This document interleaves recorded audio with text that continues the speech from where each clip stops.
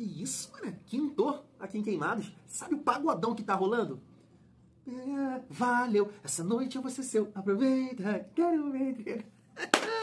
Como o Thiagão queria estar feliz da vida, curtindo um pagodinho, Vascão, pá, mas olha que news, hein? Salve, salve! Família vascaína, Thiagão tá por aqui. De novo com o último vídeo do mês de julho. Com todo respeito, tá, Julio? Ó, vai com Deus, segue teu rumo. Segue sua vida, agora é só ano que vem. Que agosto chegue com muitas vitórias. É ou não é, família? Mas tem resenha nesse vídeo, o último vídeo do mês de julho. Barros tá de volta, né? Já se despediu lá do América Mineiro. É aguardado aqui, eu acho que até sábado. Sabadão ele deve estar chegando aí, vamos trocar uma ideia sobre isso. A gente tem aqui também uma informação sobre um zagueiro que o Vasco sondou, mas teve já uma galera que entrou em contato com o empresário do atleta. O GE trouxe mais informações sobre o atacante colombiano Andrés Gomes, né, do Rennes da França. O Vasco que está enfrentando aí dificuldades para contratar esse jogador. Já vamos projetar aqui também o nosso confronto de sábado contra o Mirassol. Fazer o quê? O que é que o Diniz vai fazer? PH, Léo Jardim? Não, Jardim não, né? É o Fusato, mas família do céu. Preocupado, hein? Sem o PH. Tá jogando muito, hein? Tá jogando muito. Ah, Thiago, mas... Não, tá jogando muito. Tá jogando muito, família. Veja bem, família do céu. Se você pedir para o PH cruzar certo, levantar a cabeça enquanto ele corre acelerado, com muita velocidade, ele é lateral para Real Madrid, para PSG. Ele e o Hakimi seria assim, ó, pau a pau. Se você exigir isso do PH, o último passe, definir melhor, cruzar melhor, é que bem melhor que o Arnold, bem melhor que o Hakimi. Então, não, sabe? Então, dentro das possibilidades, tá jogando muito, família. Tá jogando muito, vai fazer muita falta aí contra o Mirassol. E, claro, falar um pouco mais aqui do atacante, do centroavante, nosso artilheiro, Pablo Verratti, reagindo aqui com vocês ao Charla Podcast, novamente o Enzo Vascaíno, né, até que levanta uma bola lá, dizendo que esses resultados do mês de julho, cara, ele não consegue culpar o Diniz, porque o time tá criando, mas durante os jogos, aí sim, eu concordo com ele, o Cantarelli também levanta uma bola lá em relação ao Verratti, tá bom, vai barrar o Verratti, vai poupar o Verratti, vai colocar quem? Olha os números do Verratti. E aí, família, trocando uma ideia lá com a galera do grupo de membros, eu consegui aqui construir uma análise, uma ideia sobre isso, né? Pelo menos testar. Ô, Fernando Diniz. Então chega aí que tem muita resenha nesse vídeo, mas antes, aquela moral. Se inscreve, deixa o like, ativa o sininho, hypa o vídeo e comenta que ajuda demais, deixando a sua opinião, o nosso trabalho, família. Vamos lá. Tá aí, ó. Cauã Barros se despede do América Mineiro para se apresentar ao Vasco. É isso, né? Eu tinha separado aqui, mas acabei não colocando, família.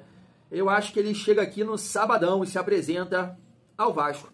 Assim, já falamos bastante aqui, né? Sobre o Cauã Barros. Não é um jogador que vai chegar para ser titular, mas a gente espera, né, que ele possa ser uma boa opção para trazer essa juventude que o meio-campo do Vasco precisa em alguns momentos, mais força, né, mais velocidade. Acho que o Tietchan tá jogando muito bem.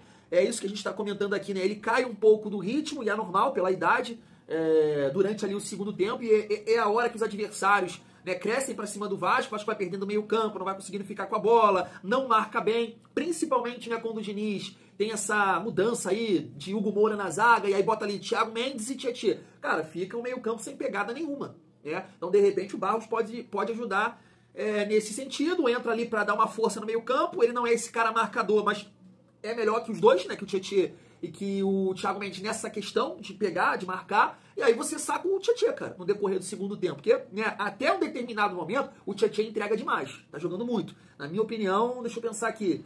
Ah, cara, briga com o PH. Sei lá, é o melhor jogador do mês do Vasco, mês de julho, né? Na Premier League tem muito isso, né? Eu acho que o Tietchan jogou muita bola esse mês, mas cansa. Então, de repente, o Barros pode ser um jogador que, no decorrer dos jogos, possa entrar e nos ajudar, família vascaína. Seguindo a nossa resenha, pra gente falar sobre o Robert Renan, tá aqui, ó. O Vasco demonstrou interesse na contratação do zagueiro Robert Renan, do Zenit. O Bahia já formalizou uma proposta, enquanto o Vasco ainda discute os termos do possível negócio. Robert deixou claro que prefere aguardar algo da Europa, mas também quer jogar com mais frequência. E por isso não descartou voltar ao Brasil. Mas parece aqui, família, que o canal Vasco, né, entrou em contato com o staff do jogador. Agente de Robert Renan quebra o silêncio sobre possível interesse do Vasco. Tá aqui, zagueiro não recebeu consulta do Vasco. Não sei se o Vasco entrou em contato com o Zenit, até porque, segundo o Lucas Pedrosa, né, o Vasco teria feito uma proposta aí pelo Nino. Não sei. Família, é interessante, né, porque o Robert Renan, e como a gente enfrentou o Internacional recentemente, ele é o zagueiro, se eu não me engano, que falha no gol do Adson, né? Vai dominar a bola, domina errado, e aí o Adson consegue arrancar ali, driblar o outro zagueiro. Eu não sei se é ele que o Adson faz o drible ou ele que falha, é uma coisa assim, mas ele tava ali, ele entra no jogo e acaba ajudando ali o Vasco no primeiro gol, não é isso? E aí o Vasco consegue aquela vitória com o Mr. Paiva. Cara, eu conheço assim o Robert Renan, né, revelado pelo Corinthians. Ele sai muito novo daqui, sai jovem, com uma promessa, jogava muito e tudo mais, né? Colocavam ele num patamar tipo um Marquinhos da vida, né? Tanto que sai muito cedo, mas não conseguiu vingar, né? Tanto que eu lembro que quando o Internacional contrata ele, ele vem com uma expectativa de ser titular absoluto e não conseguiu confirmar, né, esse potencial. Ele tem contrato com o Zenit até 2028. Eu nem sei onde o Robert Renan está nesse momento, me parece que não está jogando, pela matéria que destaca que ele quer atuar com mais frequência. Assim, eu entendo que é importante, né, a contratação de um zagueiro que chegue para jogar. Eu falei aqui outro dia com vocês do Diego Carlos, eu não lembro se é Diogo ou Diego, acho que é Diego Carlos, né, que atuou com o Douglas Luiz e com o Felipe Coutinho no Aston Villa, né, me parece que o Coutinho, ó, o Mourinho não conta mais com ele lá no Fenerbahçe, e acho que outro time, tava vendo essas páginas de mercado da bola, que tá tentando a contratação, era o Atlético Mineiro. Cara, ele, dependendo da questão física, seria um jogador assim que eu gostaria de ver no Vasco. Agora, o Robert Renan, apesar do potencial, é uma aposta, né? É uma aposta. Esse Diego Carlos já é um jogador mais experiente, né? Mas também tem que observar a questão física, que me parece que ele vem de uma grave lesão. Mas tá aí, a gente, apesar do empresário, né, ter colocado que o Vasco não chegou a entrar em contato, mas tudo pode acontecer porque a gente sabe que o Vasco realmente, né, busca aí uma opção no mercado para a zaga. A gente espera que o Diniz, né, dê uma segurada no João Vitor. Eu errei, assumo o meu erro, pedi desculpas lá agora para o grupo de membros. Nunca mais vou pedir aqui o João Vitor, seja por bola aérea, velocidade, lateral. Não esquece, eu não faço isso mais aqui. Acabou. Não peço mais João Vitor, mas de forma nenhuma, porque eu entendi que não dá, é energia, o cara tá carregado.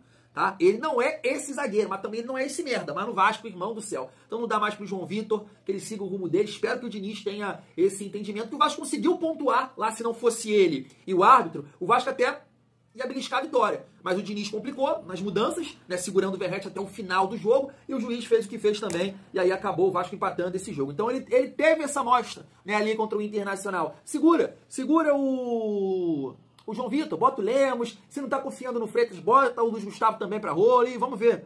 Vida que segue, é isso, família vascaína. Em relação ao atacante francês, do time francês, né, o atacante é colombiano, Andrés Gomes, tá aqui, ó. Negociação difícil.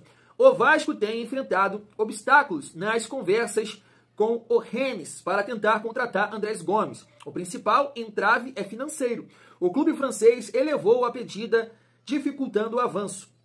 Há um ano, o Rennes pagou 10 milhões de euros ao Salt Lake City pelo atacante. Agora o Vasco tenta um empréstimo com opção de compra, mas os valores para um acordo definitivo seguem sendo discutidos. Os franceses têm receio de perder dinheiro caso aceitem uma proposta abaixo do investimento inicial, já que Gomes pode se valorizar jogando no Brasil. Família, isso é uma verdade, né? É triste, estava até conversando com os flamenguistas agora na academia, eles estavam falando, já pensou, tu já pensou em algum dia nisso, cara? Quer viver isso? Como é difícil pra você? Eu falei, Flamengo recusando proposta do Leipzig e contratando jogador do Atlético de Madrid, do Milan, né? Então eu acho que, assim, esses times estão olhando para o futebol brasileiro como uma possibilidade, por tudo também que aconteceu na Copa do Mundo, né, de valorizar o atleta e tudo mais. Poxa, mas não cabe, sei lá, vende um percentual do jogador, fica com outro, e numa futura venda vai botar um papel colorido no bolso, até porque, família, a matéria completa destaca aqui, ó. Eu não concordo muito com isso, não, mas o GE tá botando aqui que é um jogador que chegaria para ser titular no time de Diniz. Não sei se pra tanto, tá? Mas eles destacam aqui os números, né? No campeonato francês, na última temporada, ele atuou em 17 partidas, mas teve uma minutagem baixa, entrando sempre ao fim dos jogos. Então é isso, cara. Sabe? Libera o cara, fica com o percentual do atleta. Eu acho que vai ser positivo isso também pro Vasco, claro, diminuindo o valor da pedida agora, né? Inicial. E libera o jogador pra tentar atuar aqui, já que vocês não estão contando com o cara, pô. O cara tá atuando pouco, entrando no final dos jogos. Dá, pô. Entendeu? É isso, família. É um jogador que a gente já comentou aqui, da característica dele, né? É rápido, tem velocidade. É tipo o Lloyd, né? Tipo o que o Lloyd fez ontem, né? O Lloyd mais tranquilo, cabeça no lugar. Cara, eu acho que dá pro Lloyd, cara. Eu acho que dá pro Lloyd entrar no decorrer dos jogos. Repito, naquele jogo contra o Internacional, antes dessa atuação aceitável aí do Lloyd contra o CSA, eu comentei. Bota o Lloyd contra o Internacional, Diniz. Saca o Verratti, David de referência e o Lloyd caindo aqui pelo lado esquerdo, Diniz. Tá aí, família. Vamos reagir aqui juntos ao Charla Podcast, Cantarelli, Betão, Enzo, né, falando um pouco sobre essa situação do Diniz, Verratti. E a gente, né, aproveita esse gancho para falar um pouco também do PH que tá fora no jogo contra o Mirassol. Se liga só, vale a pena. Quero a sua opinião também sobre essa resenha. Vendo o jogo, eu não consigo culpar o Fernando Diniz.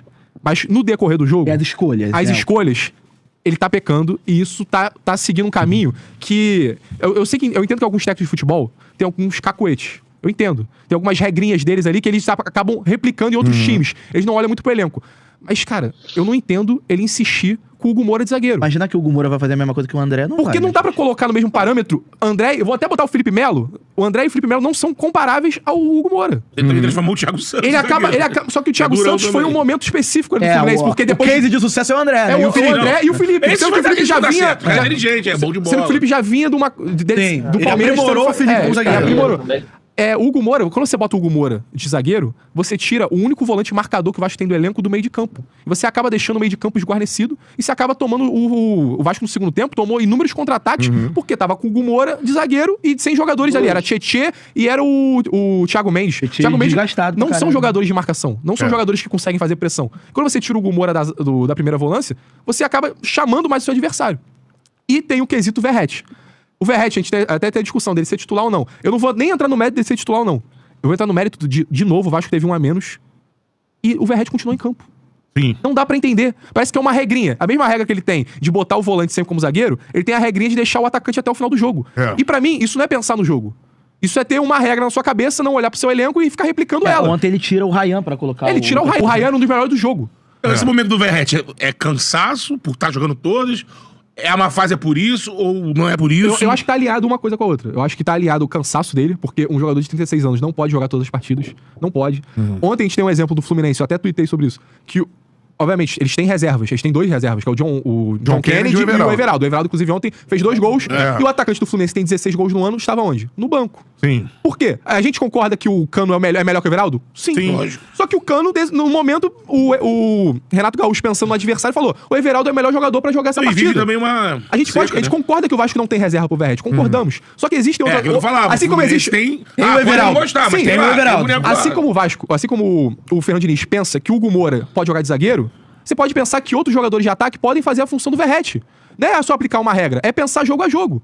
Então, no meio do jogo, o Verratti... mas aí tem uma diferença grande, por isso que eu batia na questão do elenco de Fluminense e Vasco. Você acabou de falar, o Fluminense tem 2 centroavantes reservas. Você pode ter restrições ao Everaldo, você pode ter restrições ao John Kennedy, mas você tem 2 centroavantes reservas e mais. O John Kennedy, por exemplo, fez gols importantes, o gol mais importante da história do clube e tal, ele é reserva. O Vasco não tem, mano. Mas o Fluminense... Cara, eu fiz esse exercício ontem, antes do jogo do CSA, de novo o exercício. Mexe no Vasco do meio pra frente. Você tem 2 opções. Alex Teixeira e Lloyd Augusto. São essas opções do Vasco pra você mexer. Do meio pra frente. São essas opções do Vasco. No banco só tem isso. Ou você vai tirar o Verratti pra botar mais alguém de meio. E aí você vai ter ali um DVD que... o que se espera dele é dar resultado na ponta. Mas ele vai ser deslocado pra 9... Que eu acho que você perde o resultado dele na ponta. É um cobertor, tipo, você puxa aqui... curtíssimo. Você puxa aqui e perde lá. Você vai botar o DVD de 9? Beleza, vamos botar o DVD de 9. Quem vai fazer o lado? O Lloyd? Ontem o Lloyd entrou bem. O Nuno vai fazer o lado. Então, beleza, mas o Coutinho não tá bem no meio também. Não, o Coutinho entrou bem também ontem. Só que ele entrou bem? Não, ele entrou bem, ele criou a chance mais clara de gol do Vasco. O problema é que ele não finalizou bem a jogada. Sim. O problema foi esse, só que ele não entrou mal. Você vai ter que puxar um cara daqui pra lá e esse cara tem que estar aqui. Porque você também não tem ponta.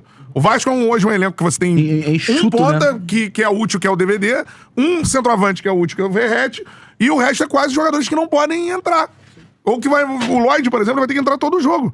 Porque ele é a única opção de ataque. Porque o próprio torcedor do Alex Teixeira não pode entrar. Se o Alex Teixeira não entrar, o único que sobra no banco pra entrar no ataque, seja em qualquer função, é o Lloyd Augusto, mano. Exatamente. Então, assim, não dá, cara, a gente vai ficar aqui, eu acho isso, a gente vai ficar aqui o ano inteiro batendo numa tecla. O elenco do Vasco é muito abaixo. Só que eu vou te agora deixa eu tem só, que contratar, agora, senão, mano, não tem saída aí. É isso. Antes de comentar com vocês sobre essa minha teoria em relação a essa modificação, principalmente agora para esse jogo contra o Mirassol, tava trocando uma ideia com a galera lá do grupo de membros e eu montei essa teoria em relação a Pablo Verratti. Mas aproveitar esse gancho, porque eu não acredito, né, nessa mudança. O Diniz não vai poupar ou vai barrar para esse jogo Pablo Verratti. E aí, família, falando rapidamente aqui, né, do PH, meu parceiro Marcelo até destacou aqui na página dele, né, diante do Mirassol, quem você escalaria no lugar do suspenso Paulo Henrique? Não vou, não, desculpa, perdão, não vou pedir aqui PH de lateral direito de forma nenhuma, não, perdão, é o Puma, não acredito que ele vai colocar o Paulinho, o Paulo Ricardo, então é o Puma. Então, nesse sentido, família, defensivamente falando, terrível, tá? Terrível.